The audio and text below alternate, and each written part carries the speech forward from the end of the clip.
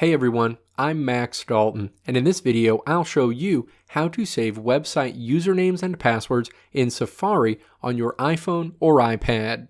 In 2017, Apple introduced the ability for iPhone and iPad users to store website usernames and passwords in iCloud Keychain. This means that when a website username and password is saved in iCloud Keychain, that information will auto-populate for you when you go to enter it on a website in Safari.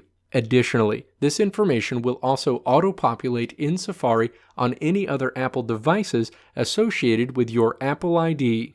Now let's walk through the steps to save usernames and passwords in Safari on your iPhone or iPad. Step 1. Open Safari on your Apple device and then navigate to the website you want to store the username and password for. Step 2. Navigate to the login page for that website.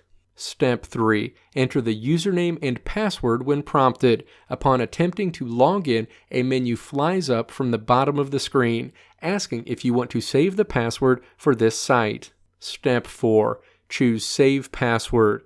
You'll be routed to the site you are logging into, and your username and password information for this site will be saved to your device. As a result, the next time you navigate to this site on this device and tap in the field to enter your username, you'll see a prompt directly above the keyboard to use the username and password you have stored for that website. You can tap that prompt to auto-populate your username and password information.